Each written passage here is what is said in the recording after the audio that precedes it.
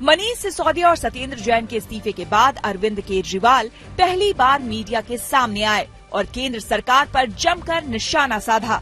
दिल्ली के मुख्यमंत्री ने कहा कि इंदिरा गांधी की तरह प्रधानमंत्री मोदी ने भी अति कर दिया। अरविंद केजरीवाल ने पार्टी के विधायकों और पार्षदों के साथ बैठक की और तय किया कि आम आदमी पार्टी 5 मार्च से घर घर जाकर अभियान चलाएगी। उधर दिल्ली में बीजेपी ने आम आदमी पार्टी के खिलाफ प्रदर्शन किया और अरविंद केजरीवाल के इस्तीफे की मांग की। कांग्रेस ने भी आम आदमी पार्टी दफ्तर के बाहर प्रदर्शन किया और दिल्ली के सीएम से इस्तीफे की मांग की। तमिलनाडु के मुख्यमंत्री एम.के. स्टालिन के जन्मदिन के मौके पर डीएमके ने चेन्नई में विशाल रैली का आयोजन किया, जिसमें कांग्रेस अध्यक्ष मल्लिकार्जुन खड़गे समेत विपक्ष के कई नेता शामिल हुए। रैली में अखिलेश यादव, बिहार के डिप्टी सीएम तेजस्वी यादव और जम्मू कश्मीर के पूर्व सीएम फारूक अब्दुल्ला भी मौजूद रहे। स्टालिन की पीएम उम्मीदवारी के सवाल पर फारूक अब्दुल्ला ने कहा कि इसमें गलत क्या है। फारूक अब्दुल्ला के बयान पर कांग्रेस अध्यक्ष ने कहा कि एक जैसी सोच वाली पार्टी का मिलकर लड़ना जरूरी है। कर्नाटक में आने वाले विधानसभा चुनाव को लेकर बीजेपी फुल एक्शन में है। पार्टी के अध्यक्ष जेपी नड्डा ने माले महादेश्वर हिल्स में विजय संकल्प यात्रा को हरी झंडी दिखाई। इस मौके पर बीजेपी अध्यक्ष ने कांग्रेस पर निशाना साधा और कहा कि कांग्रेस ऐसी पार्टी है जो भ्रष्टाचार, परिवारवाद और विभाजन में भरोसा रखती है। बीजेपी की ये यात्रा 20 दिनों में करीब 8000 किलोमीटर की दूरी तय करेगी। यात्रा का समापन बेंगलुरु में होगा, जिसमें पीएम मोदी हिस्सा ले सकते हैं। यात्रा से बीजेपी ने 4 करोड़ लोगों तक पहुंचने का लक्ष्य रखा है। यूपी के प्रयागराज में प्रशासन ने अतीक अहमद के करीबी पर सख्ती दिखाई और अवैध बने घर पर बुलडोजर चला दिया। घर से पुलिस ने 2 हथियार भी बरामद किए। इस बीच यूपी के सीएम योगी आदित्यनाथ ने उमेश पाल हत्याकांड को लेकर विधानसभा में विपक्ष को जमकर घेरा। उन्होंने कहा कि हम विकास की बात करते हैं और आप जाति की। क्या उमेश पाल की कोई जाति नहीं थी? यूपी के बीजेपी नेता माफिया और शूटरों की गाड़ी पलटने की बात भी कर रहे हैं।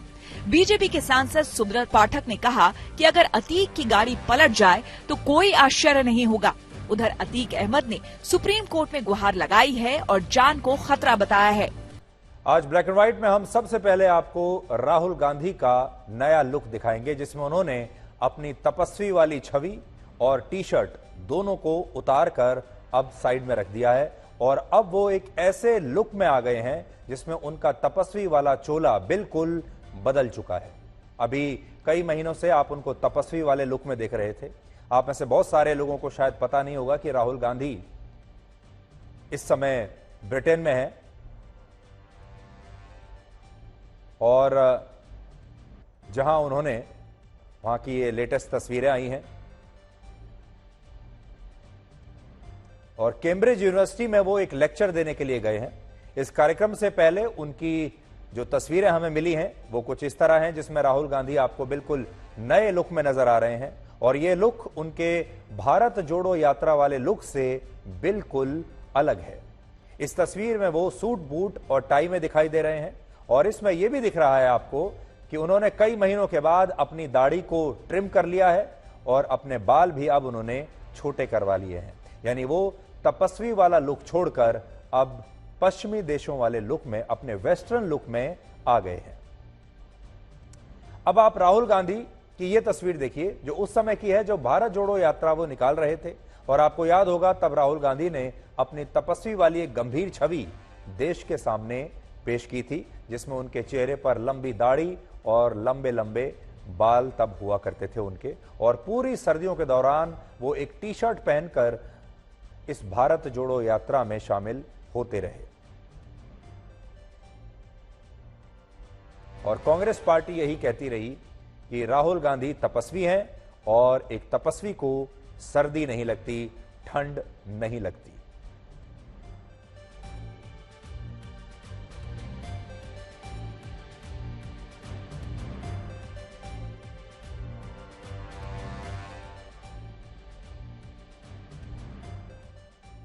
तो अब राहुल गांधी कुछ इस तरह से दिखते हैं। आज शायद वो इस समय लंदन में थे जब उनकी कुछ तस्वीरें सोशल मीडिया पर आई हैं। जिसमें अब वो पहले के मुकाबले आपको बिल्कुल अलग दिख रहे हैं। पहले कई महीनों तक वो तपस्वी के लुक में आपके सामने थे। असल में जिस तरह एक कंपनी या कोई एक प्रोडक्ट लोगों के बीच में जब आता है तो वो प्रोडक्ट अपनी एक अलग पहचान बनाता है, वैसे ही उस प्रोडक्ट की पैकेजिंग होती है। ठीक उसी तरह से नेता भी अपनी छवि को लोगों के बीच गंभीर और थोड़ा अलग दिखाने के लिए अपनी पैकेजिंग उसी तरह से करते हैं। आप ये कह सकते हैं कि ये उनकी एक पॉलिटिकल पैकेजिंग होती है। और राहुल गांधी ने भारत में कुछ महीनों के लिए अपनी जो पॉलिटिकल पैकेजिंग थी वो इस तरह की थी, जब वो अपनी युवा नेता की छवि से बाहर निकलना चाहते थे और वो गंभीर दिखना चाहते थे, अनुशासित दिखना चाहते थे और ये बताना चाहते थे कि वो सिर्फ लग्जरी लाइफ नहीं जीते हैं, वो सड़कों पर कई महीनों तक पैदल भी चल सकते हैं। और ये उन्होंने करके दिखाया। लेकिन उस दौरान उन्होंने अपनी जो छवि थी वो थोड़ी इस तरह की बनाई जो भारत में आपको दिख रही है, और अब इंग्लैंड में वो अपने नए रूप में नजर आ रहे हैं। तो आपने देखा होगा नेता अपनी छवि उसी हिसाब से आपके सामने पेश करते हैं, जैसे राहुल गांधी तो कर ही रहे हैं। एक और उदाहरण देखिए आप, जैसे अरविंद केजरीवाल जब राजनीति में आने के बाद आम आदमी पार्टी का नैरेटिव लोगों के बीच उन्होंने गढ़ा, तो उन्होंने अपनी एक ऐसी छवि बनाई जिसमें वो आम आदमी जैसे ही दिखाई देते थे, वैसे ही कपड़े पहनते हैं, अपना पूरा रूप रंग रूप वैसा ही रखते हैं जो एक आम आदमी का होता है, नीचे चप्पल पहनते हैं। इसी तरह ममता बनर्जी की छवि लोगों के बीच उनकी सूती साड़ी और हवाई चप्पलों से ही है। ममता बनर्जी जहां भी जाती हैं अपनी इसी छवि के लिए जानी जाती हैं। और महाराष्ट्र के मुख्यमंत्री एकनाथ शिंदे के माथे पर भी हमेशा आपने देखा होगा एक तिलक रहता है, जिससे वो हिंदुत्व को लेकर अपनी एक अलग छवि लोगों के बीच बनाते हैं और संदेश देते हैं कि वो बाला साहब ठाकरे की राजनीति के असली वारिस हैं। तो ये सारे जो आपको हम आज तस्वीरें दिखा रहे हैं, ये अलग अलग नेताओं की, ये सब नेता अपनी छवि पर काम करते हैं। और छवि कैसे बनती है?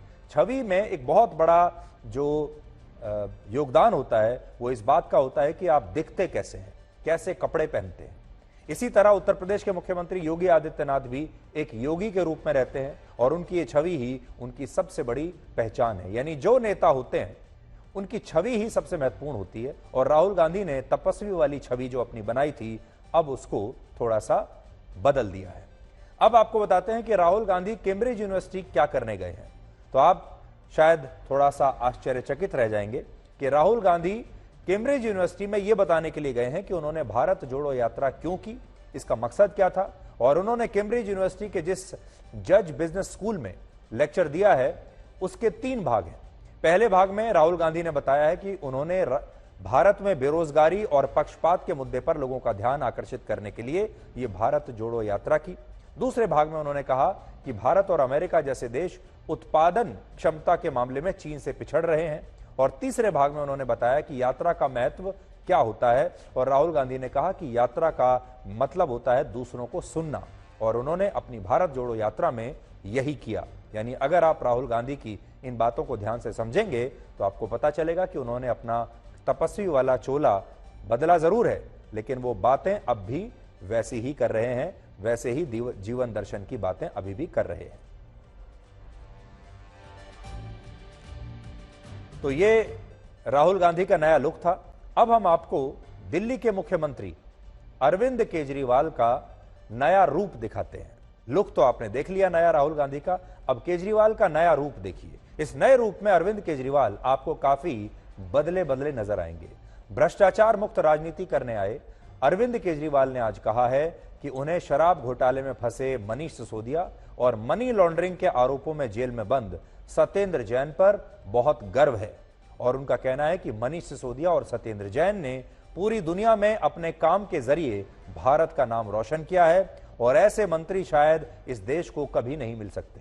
इसके अलावा केजरीवाल ने आज 2 और बड़ी महत्वपूर्ण बातें कही। पहली बात यह कि जब मनीष सिसोदिया ने हजारों करोड़ रुपए का शराब घोटाला किया तो सीबीआई को उनके घर पर रेड में उनके घर से एक भी पैसा क्यों नहीं मिला।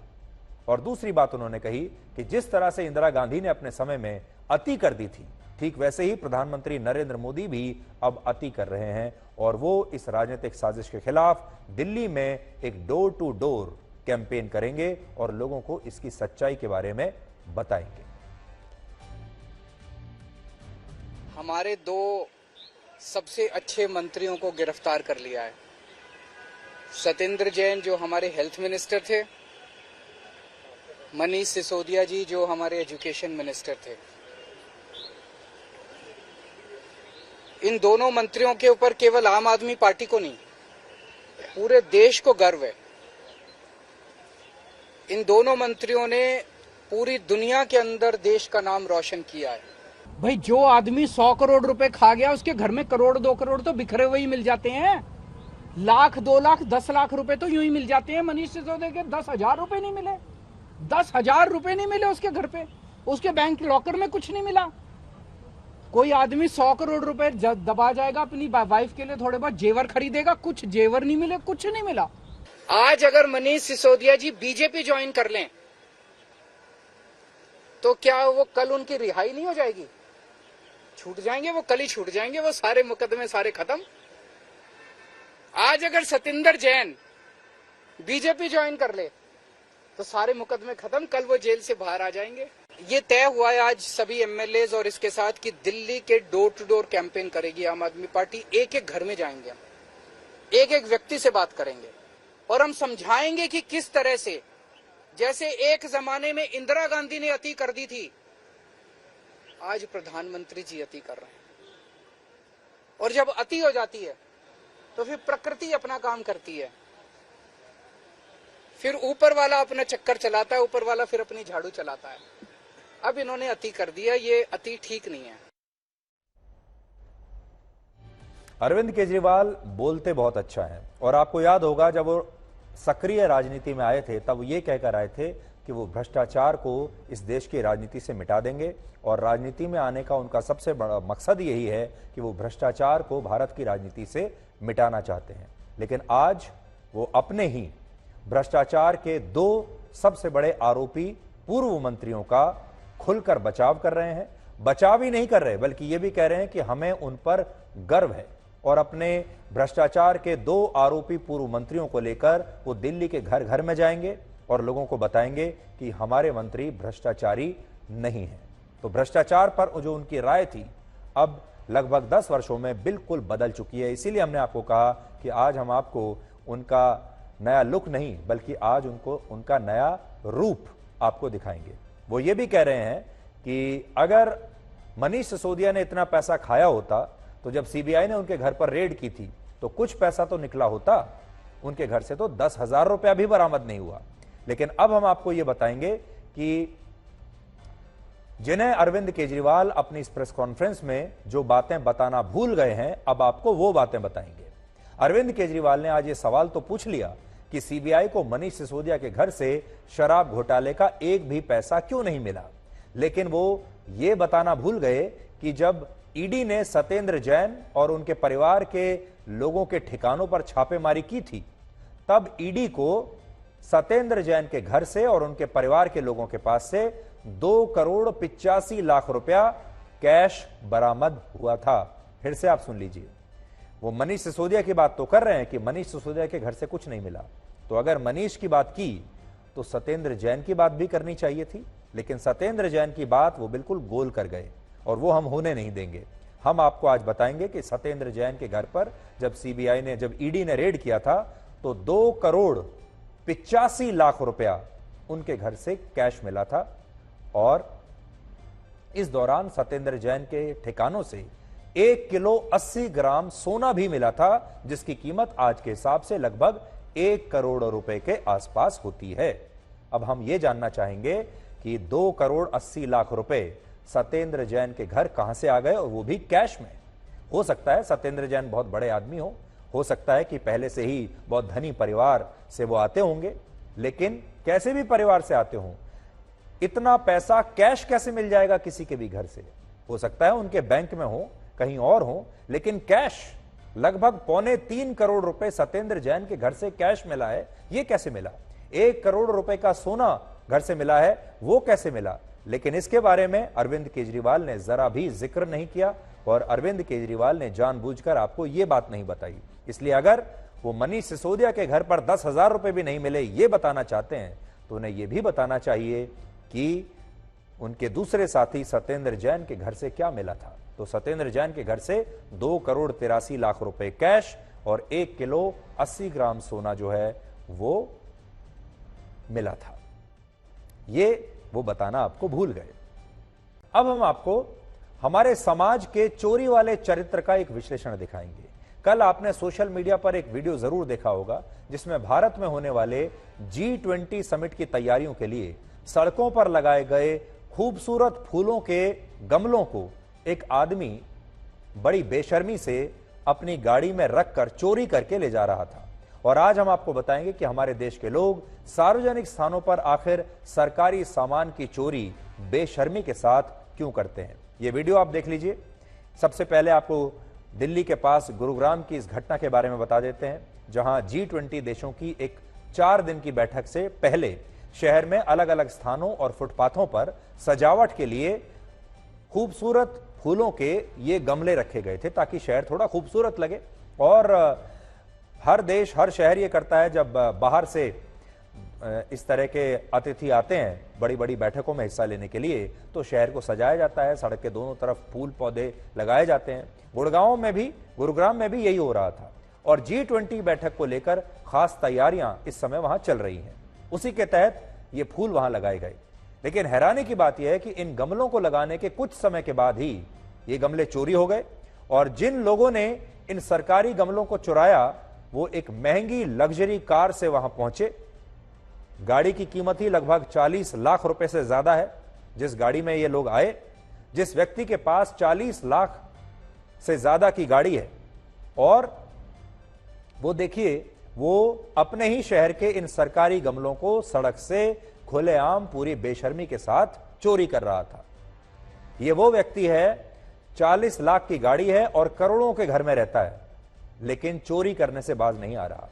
और किसी ने यह वीडियो रिकॉर्ड कर लिया जब यह चोरी हो रही थी और उसके बाद इसकी पोल खुल गई। इस वीडियो में आप देख पाएंगे कि इस घटना के दौरान ये लोग इन गमलों को चुराते समय इन्हें इस तरह से चेक कर रहे हैं जैसे ये इन्हें यहां से खरीद कर ले जा रहे हो। यानी जो बेहतरीन गमले हैं, जो अच्छे अच्छे फूल हैं, उन्हें इन्होंने रख लिया।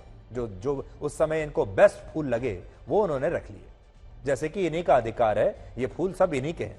पुलिस के मुताबिक इस वीडियो में दिख रहे इन दोनों लोगों ने 10 से ज्यादा गमलों की चोरी की, गाड़ी में रखा इन गमलों को, और फिलहाल इन दोनों को ही गिरफ्तार किया जा चुका है। इनमें मुख्य आरोपी का नाम है मनमोहन यादव और दूसरे का नाम है नवाब सिंह। हम चाहते हैं कि पूरे देश के लोगों को इनके नाम जरूर पता होने चाहिए ताकि लोग ऐसे लोगों से सावधान रहें। तो मनमोहन यादव और नवाब सिंह ये 2 लोग हैं। गुरुग्राम में जो हमारे दर्शक हैं, दिल्ली के जो हमारे दर्शक हैं, उन्हें तो जरूर इनकी शक्ल और इनका नाम पहचान लेना चाहिए। और जिस काले रंग की गाड़ी में ये इन गमलों को चोरी करके ले गए, वो गाड़ी मनमोहन यादव की पत्नी के नाम पर रजिस्टर्ड है, जिसे हरियाणा के हिसार से खरीदा गया था। पुलिस ने इस गाड़ी को और चोरी किए गए गमलों को अपने कब्जे में लेकर कार्रवाई शुरू कर दी है। ये सारे गमले इस आदमी के घर से मिले, क्योंकि ये अपने घर को सजाने के लिए इन गमलों को चोरी करके यहां से ले जा रहा था। अब 3 बातें यहां नोट करने वाली हैं। पहली बात यह कि इन गमलों को चुराने वाला ये व्यक्ति कोई बहुत गरीब व्यक्ति नहीं है, ऐसा व्यक्ति नहीं है जिसे पैसे की बहुत जरूरत है। ये एक प्रॉपर्टी डीलर है जो गुरुग्राम के एक बहुत ही पॉश इलाके में रहता है और यहां इसका जो मकान है जिसमें यह रहता है उसकी कीमत करोड़ों में है। लेकिन सोचिए, इसके बावजूद ये चोरी कर रहा था। लोग अक्सर ऐसा सोचते हैं कि चोरी वही करता है जो मजबूर होता है, जिसके पास पैसा नहीं है। तो ये मजबूरी में की गई चोरी नहीं है, लेकिन कड़वा सच है कि चोरी करना असल में एक मानसिकता का नतीजा है, जिसमें अमीर और संपन्न लोग भी अपने ईमान का सौदा करके बेईमानी के गमलों में सुंदर फूल लगाने से पीछे नहीं हटते। और आप ये भी सोचिए कि ये व्यक्ति अपने घर को चोरी किए गए फूलों के गमलों से सजाना चाहता था। दूसरी बात यह कि जब पुलिस ने इन लोगों से इस चोरी के बारे में पूछा तो इन्होंने बताया कि ये जब दिल्ली से गुरुग्राम लौट रहे थे तो उस दौरान इन्होंने सड़क पर ये शानदार फूल देखे। इन्हें लगा कि अगर ये सरकारी गमलों को अपने घर ले जाएंगे तो ये फूल इनके घर में बड़े अच्छे लगेंगे। यानी ये लोग कह रहे हैं कि इन्होंने चोरी नहीं की, बल्कि ये सरकारी गमले सड़क पर रखे हुए थे, इन्हें अच्छे लगे, इसलिए ये अपने घर ले गए। बात जो महत्वपूर्ण है वो ये है कि असल में हमारे देश में सरकारी सामान की चोरी को कोई चोरी मानता ही नहीं। चोरी, ऐसी चोरी करने के बाद लोग शर्मिंदा ही नहीं होते, वो इसे चोरी ही नहीं मानते। इस चोरी को लोकतांत्रिक आजादी का नाम दे दिया जाता है, जिसे हमारा समाज भी गलत नहीं मानता। और तीसरी बात यह है कि इस मामले में जिस दूसरे व्यक्ति को गिरफ्तार किया गया वो उसी गुरुग्राम मेट्रोपॉलिटन डेवलपमेंट अथॉरिटी में सरकारी नौकरी करता है, जिसने G20 की बैठक के लिए शहर में ये सरकारी गमले लगवाए थे। यानी इन सरकारी गमलों की चोरी में उनकी ही अथॉरिटी के सरकारी अफसर भी शामिल है। हालांकि यह पहली घटना नहीं है जब G20 की बैठक के लिए लगाए गए ऐसे गमलों की चोरी हुई है। इससे पहले उत्तर प्रदेश के आगरा में भी सार्वजनिक स्थानों और चौराहों पर फूलों के गमलों के जरिए सजावट की गई थी, लेकिन इसके बाद कुछ लोगों ने एक एक करके वहां से 100 से ज्यादा गमलों को चुरा लिया और इनमें से कई गमले तब पुलिस को वहां के लोगों के घरों में मिले। नौबत यहां तक आ गई कि इन गमलों की सुरक्षा के लिए वहां पर होम गार्ड्स के जवानों की तैनाती करनी पड़ी। सोचिए, गमलों को चोरी होने से बचाने के लिए होम गार्ड्स के जवानों की तैनाती हमारे देश में करनी पड़ रही है। यह हमारे देश पर, हमारे समाज पर या रहने वाले लोगों पर बहुत बड़ी टिप्पणी है। और यह सब कुछ उस देश में हो रहा है जहां ईमानदारी को किसी भी व्यक्ति की असली पूंजी माना जाता है। Honesty is the best policy स्कूलों से पढ़ाई जाती है, राम राज्य के बारे में बताया जाता है। चोरी करना पाप है, ये हर बच्चे के बचपन से उसे सिखाया जाता है। असल में हमारे देश में चोरी अब सबसे बड़ा यूनिफायर बन चुकी है। यूनिफायर मतलब एक ऐसी चीज जो पूरे समाज को जोड़ देती है, जो सभी जातियों को जोड़ देती है, धर्म, वर्ग, अमीर, गरीब सबको जोड़ देती है। और आज हमारे समाज में भी चोरी और बेईमानी को अब बुरा नहीं माना जाता, बल्कि इसे अब लोगों ने एक तरह से स्वीकार कर लिया है और यह मान लिया है कि बेईमानी की चमक में कोई बुराई नहीं है। और इस बात को आप कुछ और घटनाओं और आंकड़ों से आज समझ पाएंगे। कुछ आंकड़े आपके लिए लेकर आए हैं। पिछले महीने बिहार के मधुबनी जिले में कुछ लोगों ने 2 किलोमीटर लंबी रेलवे लाइन को ही चोरी करके इसे एक स्क्रैप डीलर को बेच दिया और इस चोरी से इन लोगों को करोड़ों रुपए मिले। ये पैसा इन लोगों ने अपना घर बनवाने और बाहर घूमने फिरने पर खर्च कर दिया। इसी तरह पिछले महीने ही पंजाब के सिसवन बांध में लगी 12 बैटरीज और दूसरे उपकरणों की चोरी हो गई, जिनकी कीमत लाखों में थी। और यहां बात सिर्फ इन कुछ घटनाओं की नहीं है। वर्ष 2018 में जब उत्तर प्रदेश के बागपत में ईस्टर्न पेरिफेरल एक्सप्रेसवे का उद्घाटन हुआ था, ये एक हाईवे है जिसका उद्घाटन हुआ था, उसके कुछ दिनों के बाद ही लोगों ने इस एक्सप्रेसवे पर लाइट्स, सोलर पैनल्स और बैटरीज जो लगाई गई थी उन्हें चुरा लिया। और आपको यह बात जानकर और ज्यादा हैरानी होगी कि हमारे देश में सड़क पर इस तरह के डिवाइडर्स बनाए जाते हैं जो लोहा, जब लोहे, ये आप देखिए जैसे डिवाइडर हमारे देश में होते हैं सड़कों के बीच में, उसके बीच में एक लोहे की जाली लगी होती है। लोग इस लोहे को काटकर भी चोरी करके ले जाते हैं और बाद में इस लोहे को बेच देते हैं। बड़ी बात यह है कि चोरी करने वाले ये लोग मजबूरी में ऐसा नहीं करते। ये कोई मजबूर नहीं है, इन्हें कोई खाने पीने के लाले नहीं पड़े हुए, ये बहुत गरीब लोग नहीं है, बल्कि हम तो ये कहेंगे कि गरीब लोग भी चोरी नहीं करते, जबकि उनकी बहुत मजबूरी होती है कई बार। बल्कि अब हर वो व्यक्ति चोरी करने के लिए तैयार है जिसे ऐसा करने का मौका मिल जाता है। अगर किसी को भी मौका मिले चोरी करने का, चाहे अमीर हो, गरीब हो, किसी भी धर्म का हो, किसी भी जाति का हो, लोग चोरी करने से बाज नहीं आते। वर्ष 2017 और 18 में भारतीय रेल ने यह बताया था, वेस्टर्न रेलवे ने यह बताया कि इस दौरान ट्रेनों में यात्रा करने वाले भारत के लोगों ने लगभग 2 लाख तौलिए, 81,000 बेडशीट्स, 55,000 तकिए और 7,000 कंबल ट्रेन में सफर के दौरान चोरी कर लिए, जिससे वेस्टर्न रेलवे को 2.5 करोड़ रुपए का नुकसान हुआ। सोचिए, हमारे देश की ये जो जनता है जब ट्रेन में जाती है तो कंबल भी चुरा लेती है, बेडशीट भी चुरा लेती है, तकियों के कवर भी चुरा लेती है। ये आपकी स्क्रीन पर है। हमारे देश के लोग ही ये सारी चोरी करके इन्हें अपने घर ले गए। ये तस्वीरें भी आपको शायद आज भी याद होंगी जब 2017 में भारत की पहली तेजस एक्सप्रेस ट्रेन का उद्घाटन हुआ था और इस दौरान, इस ट्रेन की पहली यात्रा के दौरान ही लोगों ने ट्रेन में लगे हेडफोन्स चुरा लिए थे और इसमें लगी एलईडी स्क्रीन्स को भी उखाड़ने की कोशिश की थी। लोग सोच रहे थे कि जो एलईडी स्क्रीन्स लगी हुई हैं इन्हें भी किसी तरह उखाड़ कर अपने घर ले जाते हैं। देखिए किस तरह से लोग उखाड़ कर ले गए थे।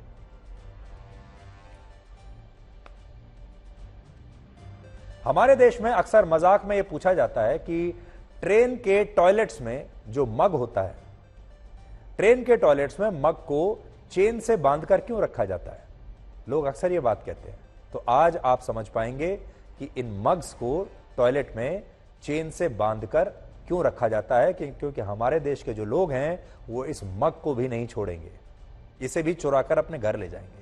और बड़ी बात यह है कि ये चोरी बहुत सारे लोग मजबूरी में नहीं करते, बल्कि इसके पीछे एक खास चोरी की मानसिकता होती है, मुफ्त का माल लेने की मानसिकता होती है। हमारे देश में लोगों को मुफ्त का सामान चाहिए, मुफ्त का माल चाहिए। भारत में सरकारी सामान की चोरी को चोरी लोग मानते ही नहीं है, बल्कि लोग इसे अपना अधिकार समझ बैठते हैं।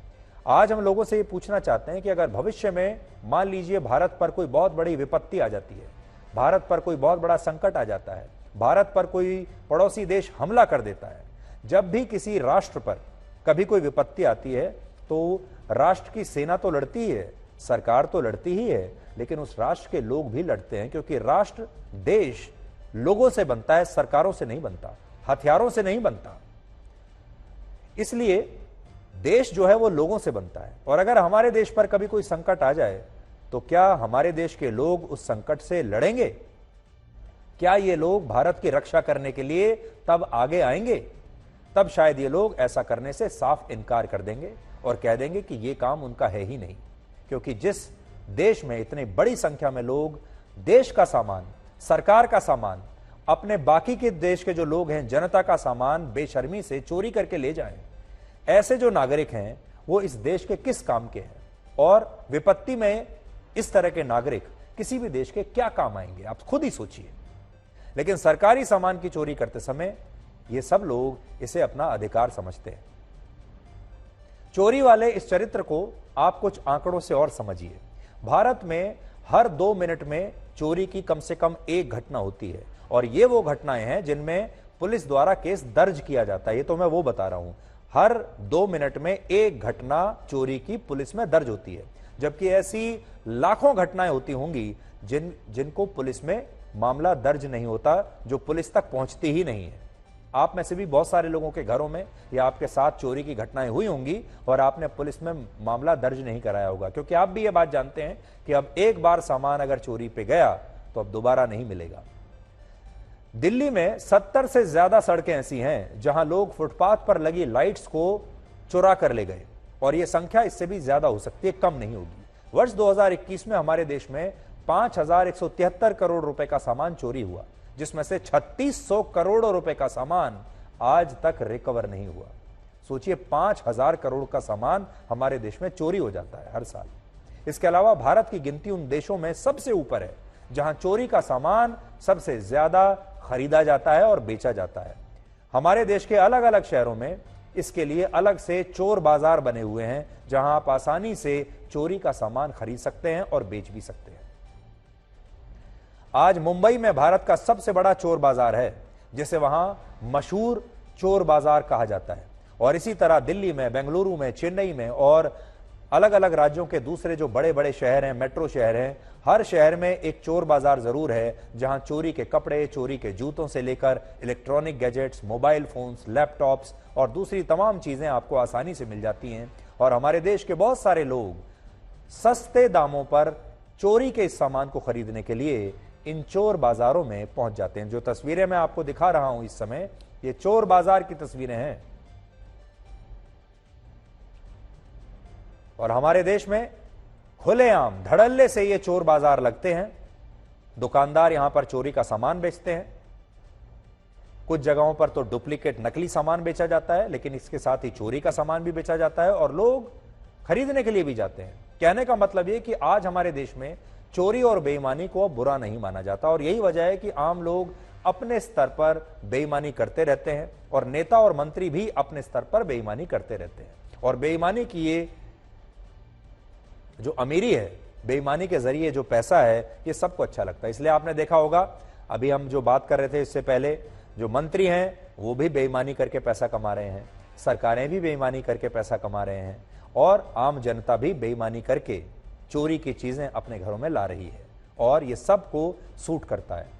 आप सोचिए, जब मैं चोर बाजार बाजारों पर आज रिसर्च कर रहा था तो गूगल पर हमने चोर बाजार डाला और पलक झपकते ही कम से कम 10 भारत के मेट्रो शहरों के चोर बाजारों के नाम आ गए इंटरनेट पर कि यहां सबसे बड़े चोर बाजार हैं। अब आप सोचिए, अगर हमने इंटरनेट पर सर्च किया और हमें इतने सारे चोर बाजार मिल गए तो क्या हमारे देश की पुलिस को नहीं पता होगा, इन राज्यों की शहरों की पुलिस को नहीं पता होगा कहां चोर बाजार है? क्या प्रशासन को नहीं पता होगा, सरकारों को नहीं पता होगा कि ये चोर बाजार में जो सामान है ये कहां से आता है? ये सब कुछ सिस्टम में अब खप चुका है।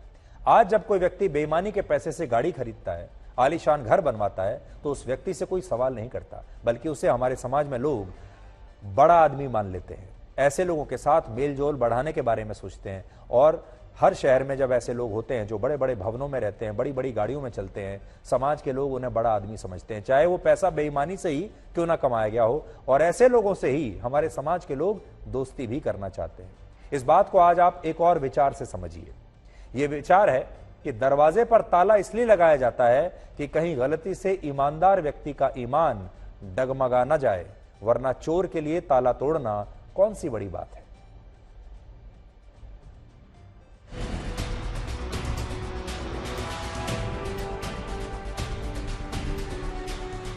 जीएमडी की तरफ से अपने सुभाष यादव IAFS और नोडल ऑफिसर हैं और जैसा हमारे संज्ञान में आया है उनसे बात भी की है और उनके खिलाफ एक्शन भी लिया जाएगा। जब वीडियो फुटेज को चेक करके नंबर जो उसमें आया उसको चेक किया गया तो उससे पता चलेगा कि वो कौन लोग हैं और उनमें से जो एक एक्यूज्ड है मनमोहन, उसको कल शाम को ही गिरफ्तार कर लिया गया है। शायद सुंदर लग रहे थे और साथ में जो उनके सेकेंड एक्यूज्ड है नवाब सिंह है, वो जीएमडी का एक ऑफिसर।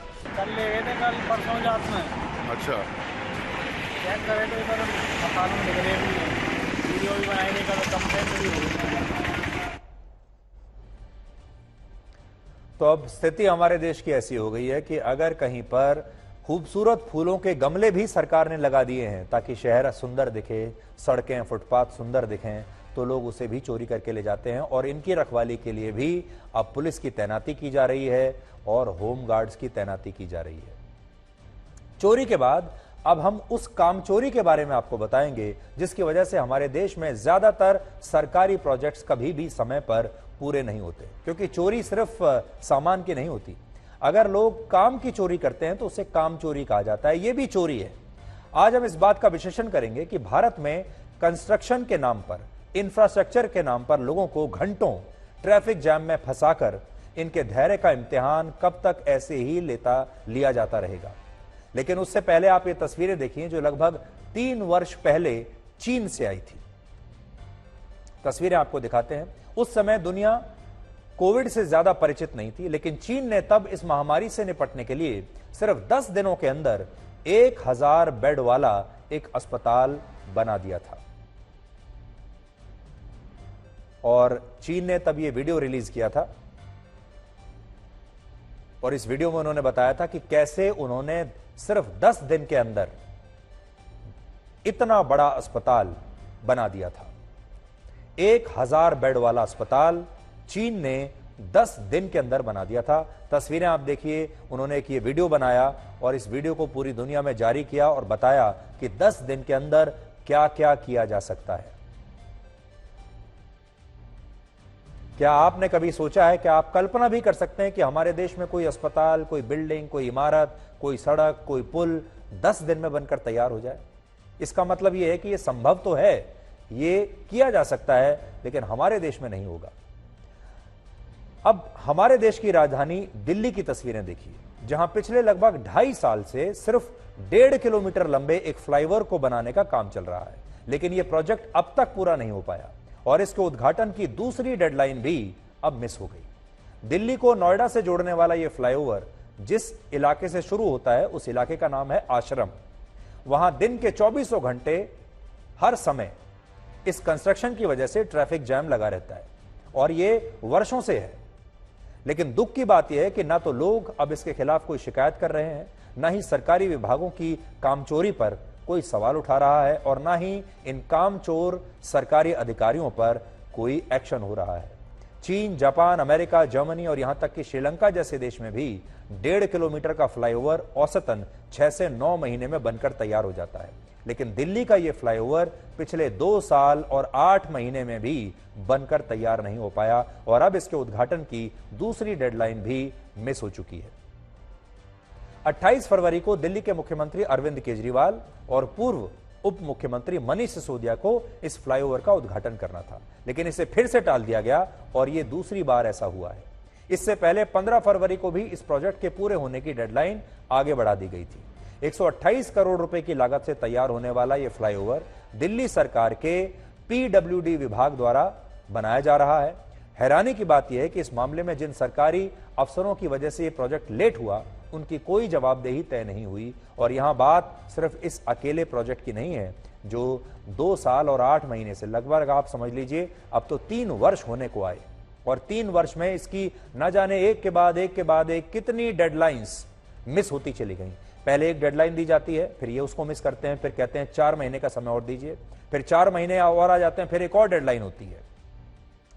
आपने दिल्ली के प्रगति मैदान के बारे में भी जरूर सुना होगा। इस इलाके में भी एक ट्रांजिट कॉरिडोर के तहत अलग अलग अंडरपास बनाए जा रहे हैं, जिनमें एक अंडरपास का काम 28 फरवरी तक पूरा हो जाना था, लेकिन अब इस तारीख को भी आगे बढ़ा दिया गया है। और ये वाला जो प्रोजेक्ट है, ये केंद्र सरकार और दिल्ली सरकार दोनों का एक जॉइंट प्रोजेक्ट है।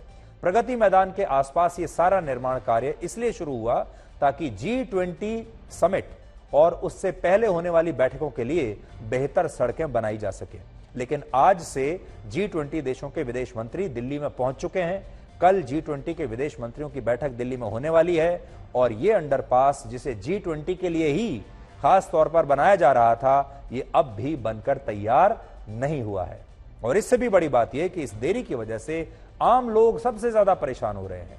और जो माता पिता अपने बच्चों को आजकल दिल्ली में सुबह सुबह बोर्ड के इम्तिहान के एग्जाम सेंटर्स पर छोड़ने जाते हैं या उन्हें लेने के लिए जाते हैं, उनके लिए तो एक बहुत बड़ी समस्या खड़ी हो चुकी है। आजकल जैसा आप जानते हैं बोर्ड के इम्तिहान चल रहे हैं और बड़ी संख्या में जो माता पिता हैं वो अपने बच्चों को एग्जामिनेशन सेंटर पर लेकर जाते हैं सुबह सुबह बोर्ड का एग्जाम दिलाने के लिए।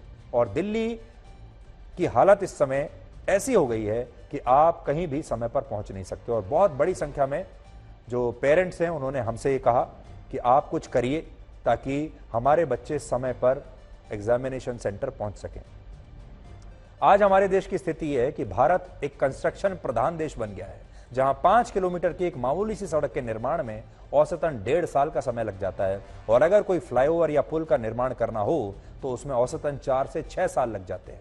और इसके बाद भी कोई गारंटी नहीं कि ये काम समय पर पूरा हो ही जाएगा। और इस कंस्ट्रक्शन की वजह से वर्षों तक भारत के जो शहरों के लोग हैं या जहां भी ये कंस्ट्रक्शन का काम चल रहा होता है वो जैम्स में फंसे रहते हैं। आज दिल्ली में हर 10 में से 9 एम्बुलेंस ट्रैफिक जैम में फंसने की वजह से अस्पताल समय पर नहीं पहुंच पाती। हर 10 में से 9 एम्बुलेंस। इसी तरह हर 10 में से 6 लोग ट्रैफिक जैम में फंसने से अपने दफ्तर पहुंचने में लेट होते हैं। काम का कितना नुकसान होता है। दिल्ली में हर व्यक्ति पूरे साल में 7 दिन केवल ट्रैफिक जैम में बिता देता है, यानी जो समय वो पूरे ट्रैफिक जैम में बिता रहा है वो 7 दिनों के बराबर है। इसके अलावा एक सर्वे में दिल्ली के 66% लोगों ने माना था कि जब किसी अंडरपास या फ्लाईओवर के निर्माण के लिए किसी सड़क को बंद कर दिया जाता है तो वो उसी दिन से ये मान लेते हैं कि अब 4-5 साल के लिए ये सड़क खुलने वाली नहीं है। इसलिए ये लोग या तो अपना रास्ता ही बदल लेते हैं या कुछ मामलों में लोगों ने अपनी नौकरियां तक बदल ली हैं। यानी लोग भी अब ये समझ चुके हैं कि अगर उन्होंने इन प्रोजेक्ट्स के पूरे होने का इंतजार किया तो वो जीवन में केवल इंतजार ही करते रह जाएंगे। 1992 में एक बड़ी मशहूर फिल्म आई थी जिसका नाम था जो जीता वही सिकंदर। अगर आज ये फिल्म आई होती तो इसका नाम शायद रखा जाता जो ट्रैफिक जैम से बच गया वही सिकंदर। क्योंकि आज दिल्ली में लोगों को अपने घर से बाहर निकलते ही जो पहली चीज सामने मिलती है वो है ट्रैफिक जैम। और इस ट्रैफिक जैम की सबसे बड़ी वजह है यही सरकारी अफसरों की, सरकारी कर्मचारियों की काम चोरी।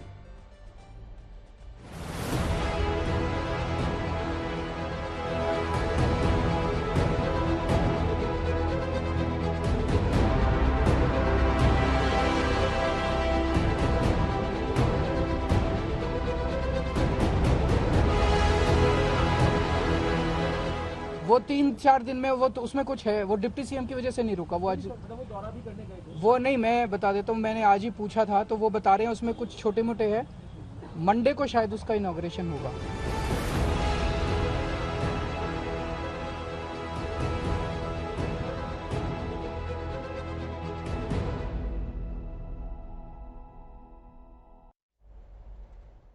तो आज ये विषय हमने ब्लैक एंड व्हाइट में इसलिए उठाया क्योंकि दिल्ली में बड़े संख्या में लोग हमें मिलते थे और कहते थे कि आप इसके बारे में आवाज क्यों नहीं उठाते। दिल्ली के लोग परेशान हो रहे हैं, वर्षों से परेशान हो रहे हैं। और सिर्फ दिल्ली की बात नहीं है, अगर आप किसी भी बड़े मेट्रो शहर में रहते हैं, चाहे आप कोलकाता में रहते हो, बेंगलुरु में रहते हो, मुंबई में रहते हो, पूरे शहर एक के बाद एक खुदे पड़े हैं इंफ्रास्ट्रक्चर के नाम पर, मरम्मत के नाम पर, नई सड़कों और पुलों के नाम पर। और ये ऐसे पुल हैं, ये ऐसी सड़कें हैं जो कभी पूरा होने का नाम ही नहीं लेती। और हमारी जो जनता है वो स्थिति में है कि सरकारी अधिकारी, सरकारी कर्मचारी एक के बाद एक डेडलाइन मिस करते चले जाते हैं, लेकिन उनसे कोई सवाल तक नहीं पूछ सकता कि ये क्यों हो रहा है और लाखों करोड़ों की संख्या में लोग क्यों इसकी वजह से परेशान हो रहे हैं। इसलिए आज हम आपसे ये कहना चाहते हैं कि अगर आपके शहर में भी इस तरह का कोई प्रोजेक्ट है जो अपनी डेडलाइन मिस करता जा रहा है, लटकता जा रहा है सालों साल, तो आपको इसके बारे में आवाज उठानी चाहिए, आपको अपनी सरकार पर दबाव डालना चाहिए। और आज आपके सामने जो सबसे बड़ी आपकी ताकत है वो है सोशल मीडिया। हम जानते हैं सरकारी कर्मचारी आपको कभी नहीं मिलेंगे, ये सरकारी अधिकारी कभी आपको अपने दफ्तर में मिलने का मौका ही नहीं देंगे, तो आप इनकी शिकायत किससे करेंगे? क्योंकि सारे लोग मिले हुए हैं। अरविंद केजरीवाल खुद ही पहले कहते थे सब मिले हुए हैं जी, तो ये सही बात है, ये सब मिले हुए हैं।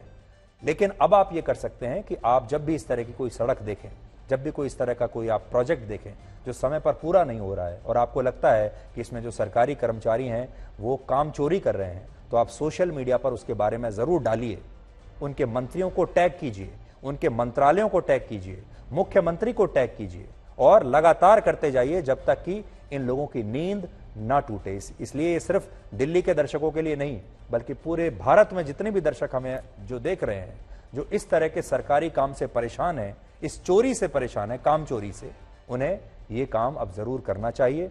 अगर आपको कोई आंदोलन करना ही है, आपको कोई धरना प्रदर्शन करना ही है, अगर आपको कोई भारत बंद करना ही है, बाजार बंद करवाने ही है, तो इन मुद्दों पर करवाइए। और बुद्धिमान व्यक्ति वही है जो जानता है कि वो क्या नहीं जानता। और अब हम आपको भारत में पड़ने वाली अभूतपूर्व गर्मी के लिए आज पहले से ही तैयार कर देंगे, क्योंकि इस बार गर्मी ने फरवरी में ही सारे रिकॉर्ड तोड़ दिए हैं। और दिल्ली में फरवरी का महीना वर्ष 1901 के बाद से अब तक का सबसे गर्म महीना रहा है। सोचिए 1901 में पिछली बार ऐसी गर्मी पड़ी थी और 1901 के बाद अब जाकर दोबारा ये गर्मी पड़ी है। लगभग 122 साल में सबसे गर्म जो है ये महीना रहा है। अब आपको गर्मी के लिए मई जून का इंतजार नहीं करना पड़ेगा, बल्कि मार्च में ही मई जून जैसी गर्मी देश में पड़ने वाली है। फरवरी महीने में दिन में औसतन तापमान 29 डिग्री के आसपास दर्ज किया गया, जो पिछले 122 वर्षों में सबसे ज्यादा है। और इस वर्ष देश के कई हिस्सों में फरवरी का महीना सामान्य से ज्यादा गर्म रहा, जिसके बाद मौसम विभाग ने दावा किया है अब कि आने वाले महीनों में गर्मी के और भी रिकॉर्ड टूट सकते हैं।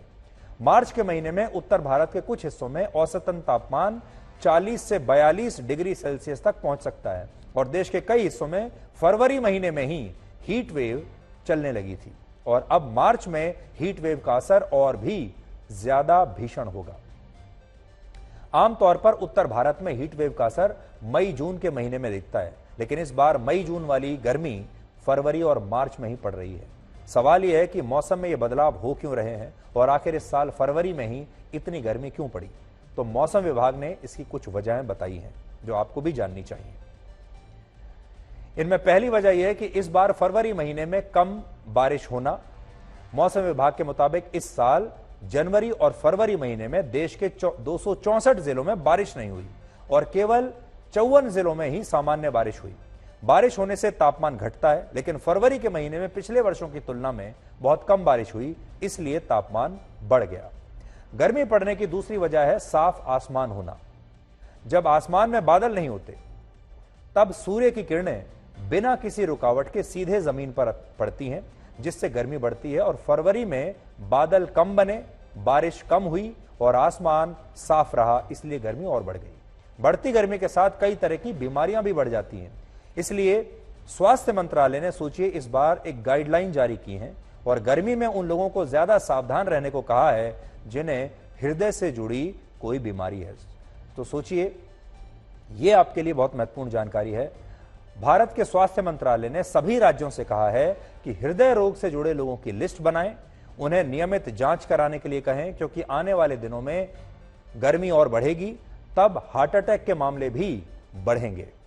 आमतौर पर आपको यह लगता होगा कि हार्ट अटैक या जो ब्रेन स्ट्रोक के मामले हैं वो ठंड के दिनों में ज्यादा होते हैं, लेकिन स्वास्थ्य मंत्रालय ने अपनी एडवाइजरी में बताया है कि जिन लोगों को हृदय से जुड़ी कोई बीमारी है उन्हें गर्मी के दिनों में भी अब उतना ही सावधान रहने की आवश्यकता है। आपने देखा होगा हाल के दिनों में सोशल मीडिया पर आपने बड़ी संख्या में लोगों को देखा होगा, कोई डांस करते हुए नीचे गिरा, हार्ट अटैक आया और मृत्यु हो गई। कि कोई शादी में शरीक हो रहा है, कोई पार्टी में है, कोई गाड़ी चला रहा है, बैठे बैठे लोगों को हार्ट अटैक आ रहा है और लोग गिर के नीचे मर रहे हैं। जिम में लोग वर्कआउट कर रहे हैं और अचानक से हार्ट अटैक आता है। उस समय हम ये सोच रहे थे कि इसके दो कारण हो सकते हैं। एक तो कोविड, ये कोविड का एक साइड इफेक्ट हो सकता है। दूसरा, सर्दियों में इस तरह के हार्ट अटैक्स बढ़ जाते हैं। लेकिन अब पता चला है कि गर्मियों में भी हार्ट अटैक्स बढ़ रहे हैं। गर्मी में हृदय से जुड़ी बीमारियों का खतरा इसलिए बढ़ता है क्योंकि गर्मी में हमारे शरीर से पसीना ज्यादा निकलता है, जिससे खून में पानी की कमी हो जाती है और खून गाढ़ा होने लगता है। ऐसी स्थिति में हृदय पर दबाव बढ़ता है और हार्ट अटैक की संभावना बढ़ जाती है। इसलिए गर्मी के दिनों में अगर आपके हाथ, पैर और एड़ियों में सूजन आ जाए, मांसपेशियों में दर्द होने लगे और अचानक कोई व्यक्ति बेहोश हो जाए, तो ये हृदय से जुड़ी बीमारी के लक्षण हैं। ऐसा कोई भी लक्षण देखे तो तुरंत आपको डॉक्टर के पास जाना चाहिए। और गर्मी के दिनों में हृदय रोग के खतरों को कम करने के लिए कुछ सावधानियां भी आज हम आपको बताना चाहते हैं। जैसे शराब, चाय, कॉफी और कोल्ड ड्रिंक्स ज्यादा ना पिएं, क्योंकि इससे डिहाइड्रेशन यानी शरीर में पानी की कमी होती है। नॉन वेज खाना ना खाएं या खाने से बचें और ज्यादा प्रोटीन वाली चीजों को प्रयोग करें। ज्यादा प्रोटीन वाली चीजों का प्रयोग कम करें। अगर असहज महसूस करें तो तुरंत किसी ठंडी जगह पर जाएं और ठंडा पानी पिएं। अपने शरीर के तापमान की जांच करते रहें। आपके शरीर का तापमान 36.4 डिग्री सेल्सियस से 37.2 डिग्री सेल्सियस के बीच होना चाहिए। बढ़ती गर्मी का असर आपकी सेहत पर ही नहीं, जेब पर भी पड़ने वाला है। और हमारे घरों में पंखे तो फरवरी महीने में ही चलने शुरू हो गए थे। मार्च के महीने में अगर तापमान 35 से 40 डिग्री सेल्सियस तक पहुंचा तो लोग घरों में कूलर, वाटर कूलर और एयर कंडीशनर्स भी चलाना शुरू कर देंगे, जिससे आपका बिजली का बिल बढ़ेगा। इसलिए बढ़ती गर्मी के साथ अब बढ़ते खर्चों के लिए भी आपको तैयार रहना चाहिए। इसके अलावा अगर जब लगी रहा है कि गर्मी इतनी जल्दी आने वाली है, तो अब अपने एसी को चेक करवा लीजिए, अपने एसी की सर्विसिंग करवा लीजिए। अगर आपके घर में वाटर कूलर है तो उसे भी आप ठीक ठाक कर लीजिए, क्योंकि इस बार इन सारी चीज़ों की ज़रूरत आपको कम से कम 2 महीना पहले पड़ जाएगी।